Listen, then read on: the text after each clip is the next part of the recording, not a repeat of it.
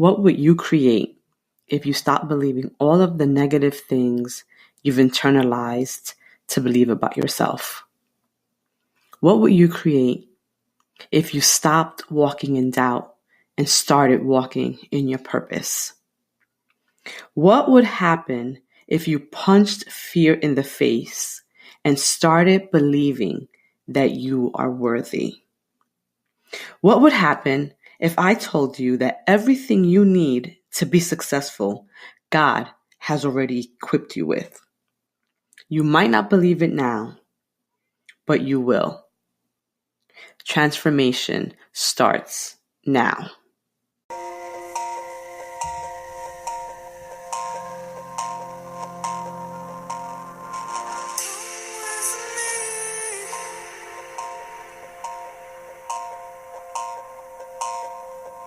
You are beautiful. You are smart. You are funny. You are kind. You are unique. You are worthy of love and affection. You are never too much, and you are always enough. You are precious. You are a diamond, a rose, a pearl, the most stunning of all God's creation. You are worth more than you could ever imagine. Worth more than the numbers on the scale, or the hair product you use, or the shoes you wear. More than how many girls wish they were you, or how many guys wish they had you. More than the price tags on your clothes, or the percentage at the top of your math test, or even the number of followers you have on Twitter. Your worth surpasses all earthly things, because in the eyes of the Lord God, you are loved, and you are worth dying for.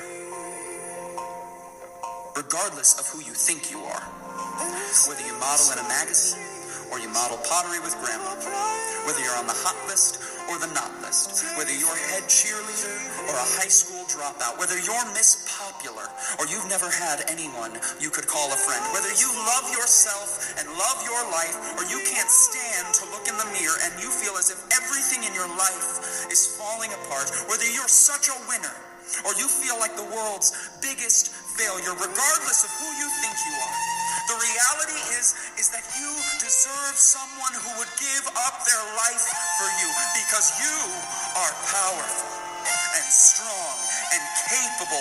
Read about the women in the Bible: Esther, Ruth, Martha, Mary. These women changed the world forever. And inside of you, each and every one of you is a woman with that same power and that same strength and that same world-changing capability. And your responsibility is to find that woman and to set that woman free. This is who you are. And any voices in your mind that try and tell you differently are from the enemy. And the next time you hear them, this is what you say. You say, "Nuh-uh, not me, Satan. I am a daughter of the living God, cherished, loved, and adored above all things by the Creator of all things, for the glory of Him who is greater than all things. I am awesome." That is the perfect segue for this week's episode of The Nancy Ruffin Show. When we come back, I am going to be talking about this idea and this lie that we have conditioned ourselves to believe about ourselves, that we are not enough, that we lack intelligence, that we lack beauty, that we lack the capability to achieve whatever goals we have set for ourselves. But the truth is, you lack nothing. You already have within you everything you need to create the life that you want. So sit tight, and when we come back, we're going to get into it. Have you ever thought about starting your own podcast? When I was trying to get this podcast off the ground, I had a lot of questions. I had no idea where to start, and I had nowhere to turn. I asked myself questions like, how do I record an episode? How do I get my show into all the apps people like to listen to, like iHeartRadio, Spotify, Apple Podcasts? I even wondered, how can I make money from my podcast? And the answer to every one of these questions is really simple. Anchor. Anchor is a one-stop shop for recording, hosting, and distributing your podcasts. And best of all, it's 100% free and ridiculously easy to use. And now, Anchor can match you with great sponsors who want to advertise on your podcast. So what that means is that you can get paid to podcast right away. So if you've always wanted to start a podcast, make money doing it, then go to anchor.fm/start to join me and the diverse community of podcasters already using Anchor. Again, that's anchor.fm/start. I can't wait to hear your podcast. You are tuned in to The Nancy Ruffin Show, a digital global classroom where individuals across all ages, backgrounds, and career levels tune in for guidance and motivation to live life on their own terms. Hosted by award-winning author, transformation coach, and the self-proclaimed Latina Oprah, The Nancy Ruffin Show is where inspiring thought leaders, modern-day influencers, and social game changers come to discuss their own personal journeys and have real conversations about the journey to success. It's where the next generation of leaders come to tap into their potential, ignite their fire, and expand their self-awareness. So if you're ready to power up and blaze trails of positive change, then you're in the right place. Let's get started. Welcome back, my loves. This is The Nancy Ruffin Show.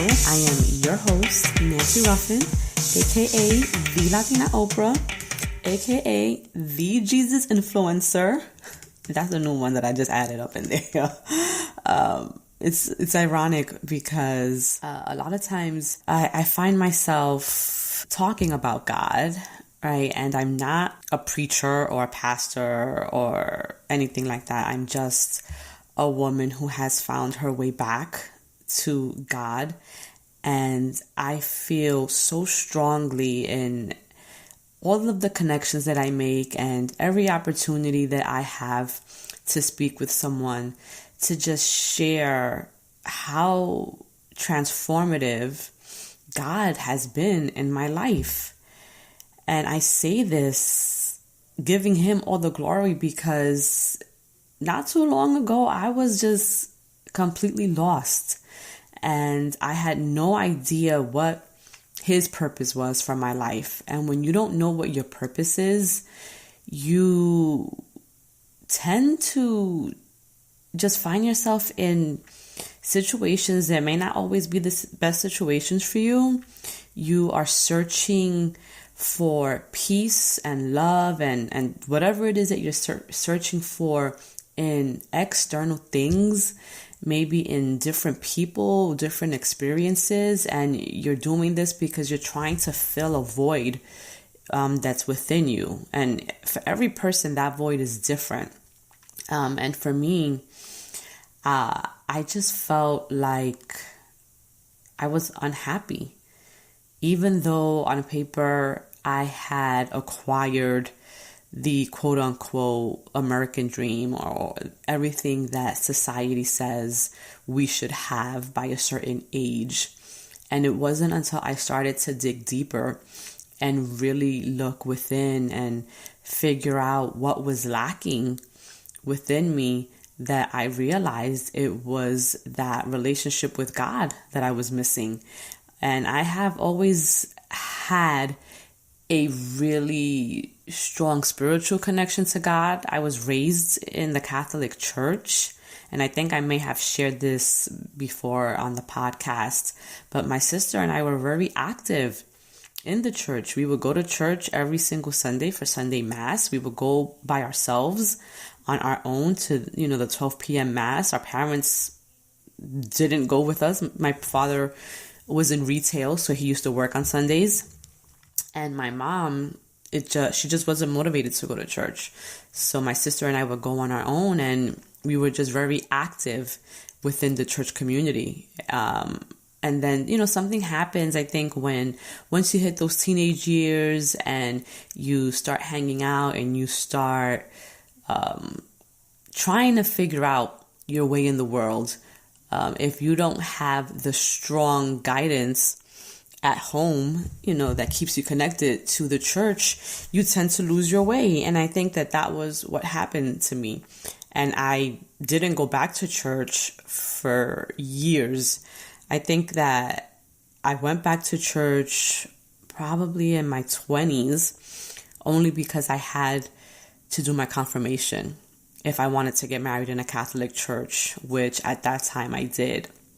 And so I say all that to say that for many of us, we struggle with feelings of not being good enough because there's something that we believe that we're lacking.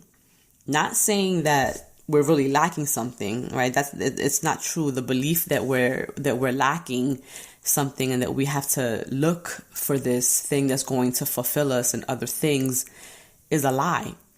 And this week I wanted to talk about this idea of not being good enough and how internalizing that and carrying that with us throughout our lives just really limits how far we can go, because that feeling of not being good enough prevents us a lot of times from doing the things that we want to do, or taking risks, or really allowing ourselves to dream big and really believe that whatever we think about ourselves is possible. And I want to talk about this because this is something that comes up so often in the work that I do. And whether it's in my workshops, whether it's with the work that I do with women one-on-one in my coaching sessions, they always express this feeling of not being good enough. And I want to talk about that, because what does not being good enough really mean? Good enough based on whose definition or based on whose standard, and what has happened in our own lives that has allowed us to believe that we are lacking something, that we are not good enough as God has created us to be. And so I just want to share an excerpt of this article that I came across in Psychology Today, because I talk a lot about who we are and who we become really starts at the point of childhood. And by the age of 5 or 6, children develop their personalities and they develop the beliefs about themselves. And they do that based on the messages, experiences, and actions that they receive from the people that are closest to them, right? Their caregivers, their parents, their siblings, whoever it is that they live with and depend on to take care of them. And so in this article, I don't know if there's so the author is Carol McBride. She has a PhD. I think she's the author of The Legacy of Distorted Love. So she has this article where she's asking the question, do you feel like you're not good enough? And so she says that after more than 3 decades of working as a therapist, particularly with dysfunctional family dynamics, she has seen firsthand what this internalized not good enough message comes from. And it kind of falls in line with what I've just been saying. What are the messages that you received as a child when your self-concept and your self-esteem was being formed? So she says, while it seems easy to comprehend intellectually, I have also found that understanding emotionally and freeing oneself from old negative messages is a journey of recovery which takes some serious work. And so the same way that you have internalized these negative messages about yourself, about not being good enough, and you're carrying this with you into adulthood, that requires work to reverse, right? It's not something that can just happen overnight, because you didn't develop those feelings overnight. And so she says, how does the message "I'm not good enough" get internalized? Where does this come from? Well, to start with, think about small children, like I've been saying, and how impressionable they are, how they're soaking up life and really just trying to learn and understand and really navigate the world around them. And really for children, the most important thing for them is to gain the love and affection from their caregivers, from their parents, or from whoever is raising them. This is the only expectation that children have, which is why we often see that it doesn't matter how many material things you buy a kid, none of that really compares or equates to time spent with them. And I can really attest to this as, a mom of 2 young girls. They have an entire room full of toys and material things, but nothing makes them happier than the moments when my husband and I are spending time with them, we're playing with them, we're talking with them, we're engaging with them. I mean, my kids literally wait for me to get home from work and tell me, "Mom, when you're finished doing whatever, maybe you're finished cooking, or when you're finished, when we're finished doing our homework," like my oldest daughter says, "Can you lay on the bed and relax with me?"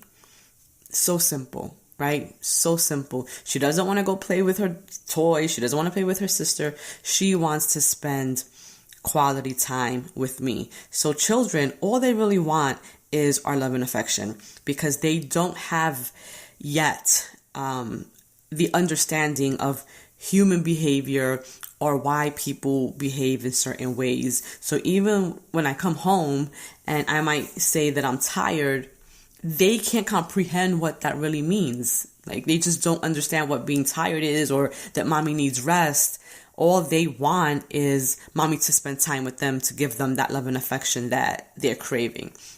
And so really their main goal is to be loved. And I mean, of course, that is what every child deserves, right? Every child deserves to be loved and nurtured and cared for.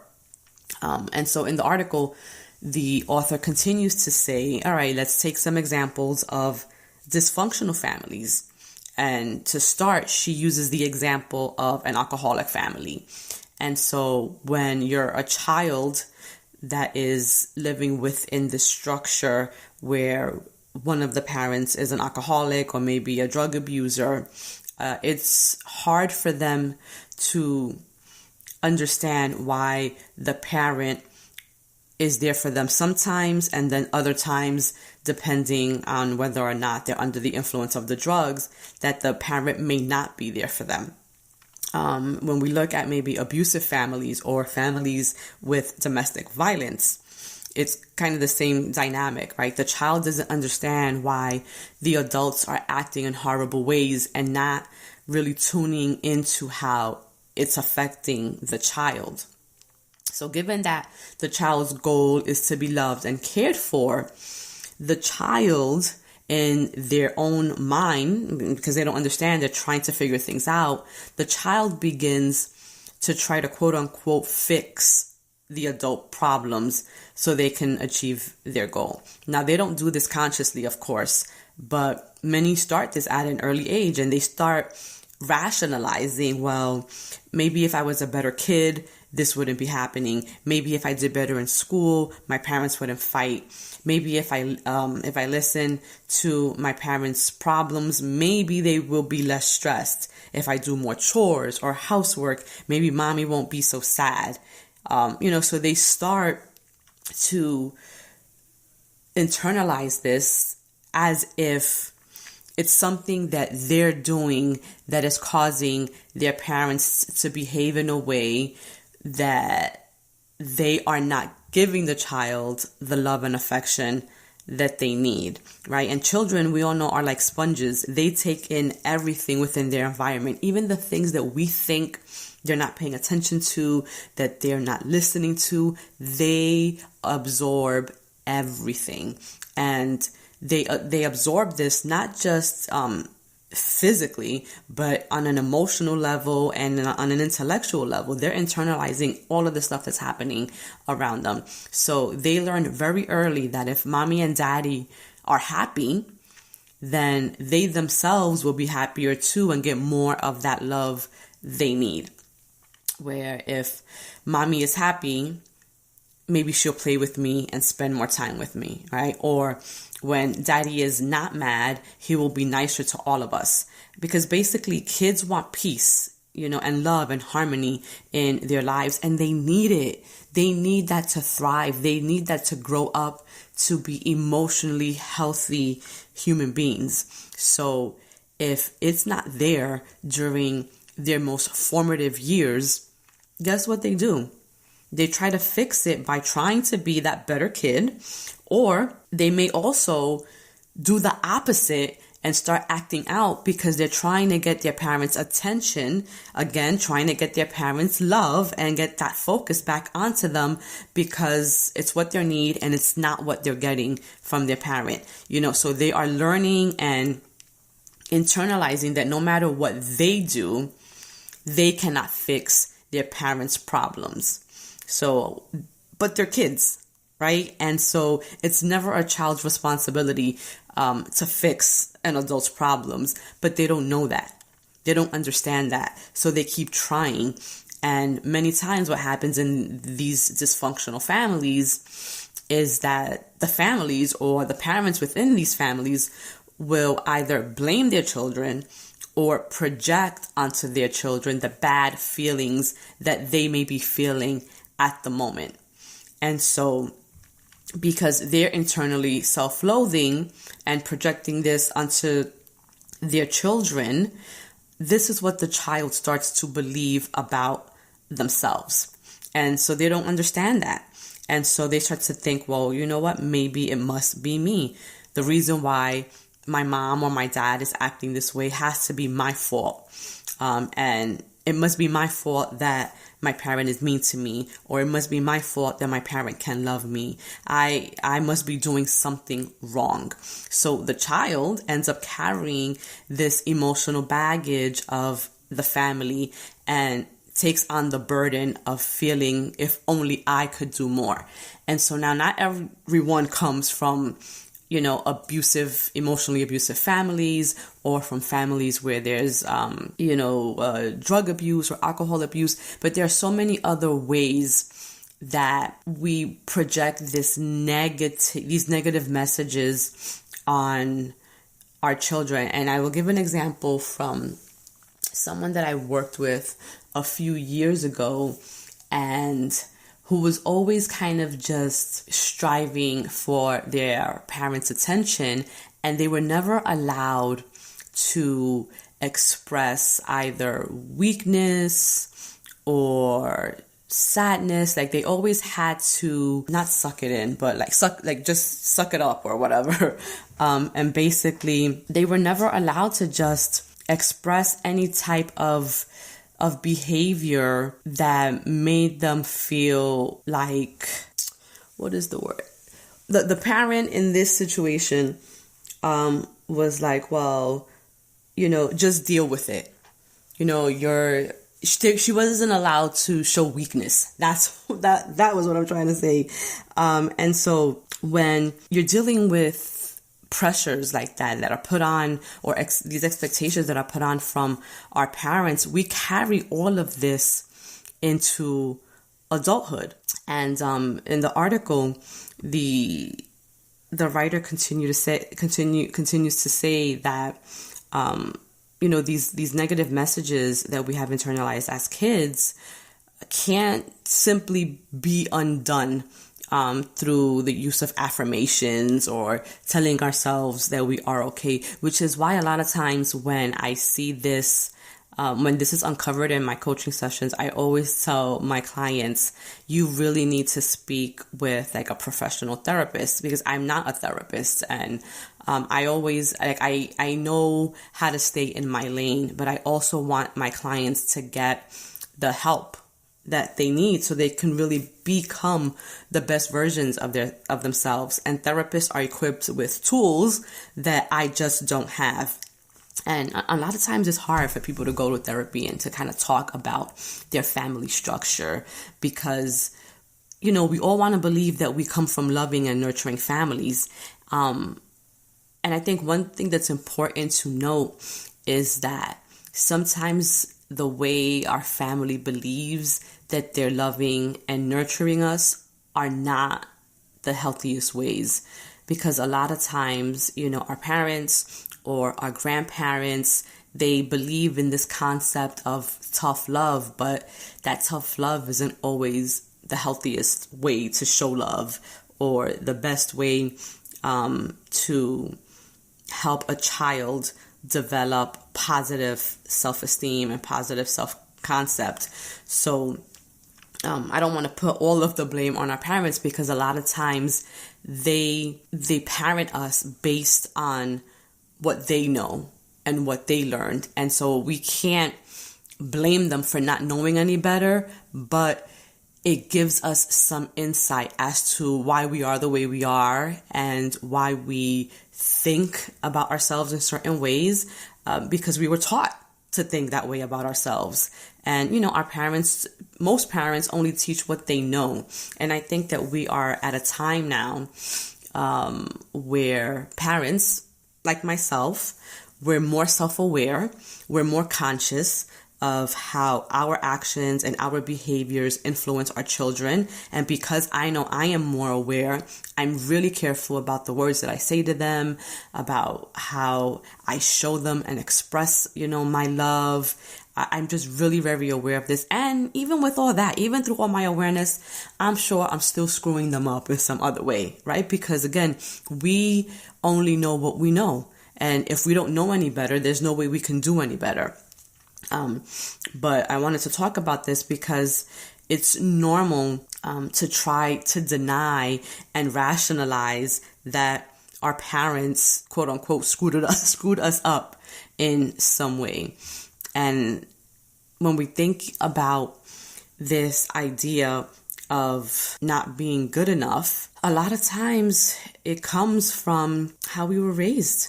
And I guess I challenge you to really think about how your own childhood has contributed to that. If you're someone that has ever struggled with feeling not good enough, and I think that would be the majority of us, because I know that I've struggled with that at certain points in my life. And I, for the most part, believe that I had a really strong and positive childhood because I had parents who always spoke greatness into me and my sister. They always led us to believe that we could do anything we set our minds to, that we never had to be limited by anything or anyone. But even with that, there are times, where we allow the influence of society and the culture that we live in to make us doubt ourselves and question our abilities, and we start to compare ourselves, to other people. And women do this a lot because I think culturally we have been brainwashed and conditioned to compete against other women, and we compare ourselves to them, right? So we tend to look at another woman's body, her hair, her beauty, education, everything. And if we're lacking in any of those areas, then we internalize that as not being good enough. And so for this week, I wanted to talk about this because we have to start dismantling this idea that we somehow lack something because we don't have what the next person has. But what I want you to realize is that if you were meant to have that, God would have given you that. But God has given you what He has given you. And He has given you those gifts purposely. Even if you can't see it right now. Even if you don't believe that you have been specifically created and divinely made in God's image. And for that reason alone, for the reason that you have been created in God's image, that in itself is an affirmation that you lack nothing, that everything that you have within you to create the life that you want is just waiting for you to uncover and unleash it. It's already there. Your job is to let that out. And sometimes you have to dig. You have to dig through that because we have allowed the weight of the world to bury all of the greatness that is within us. And so it's going to take work, right? It's going to take work to shovel through all that and to uncover all of that and to really release the greatness that you have already been born with. But that's also going to require a mind shift. And maybe you're one of those people, maybe you need to go speak to a professional. Maybe you need to go get it out there. Not saying that you're a crazy person, because I don't believe that crazy people, not every person that goes to therapy or goes to see a professional is crazy. But you know what? I think that we're all a little crazy in some way. I know I definitely am. You push that certain button, I can go 7:30 in a minute. But really what I'm trying to say is that you have everything that you need. You're not missing anything.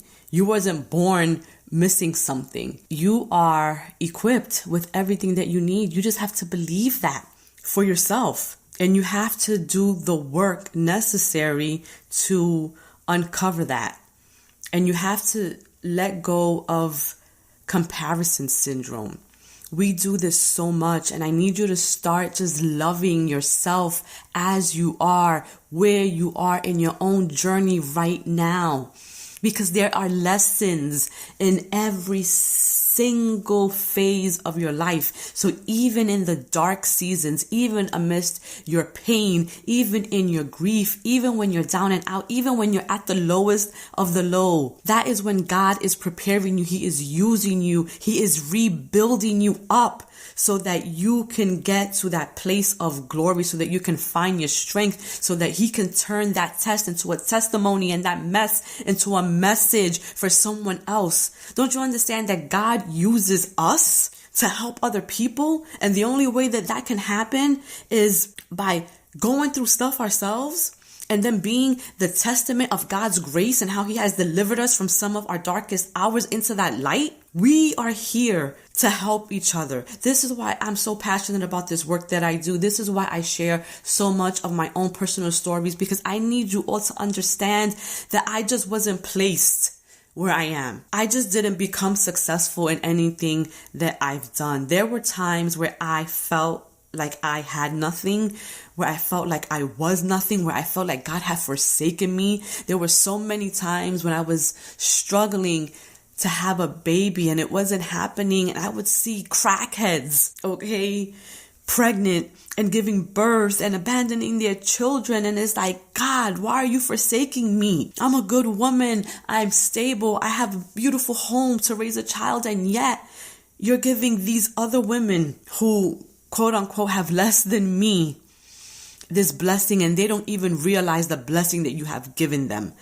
And it was bad. And I'm thinking about it now, and I'm getting emotional because I can remember well being in that space and feeling like I wasn't good enough to be a mother, feeling like my body wasn't good enough to do what it was created to do, and that was to create life. And so you might see me and I might be thriving right now, and I might be doing work that I love, but I wasn't always like this. I was a broken woman, and it took years and years of healing to get to where I am.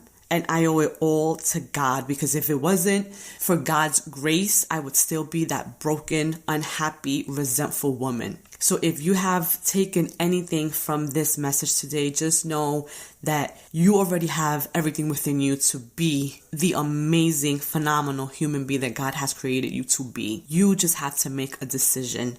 You have to make the choice. And what you have to start saying is, it's not that I'm not good enough, but it's that living in this space of feeling like I'm not good enough is enough. I've had enough of feeling like I'm not good enough.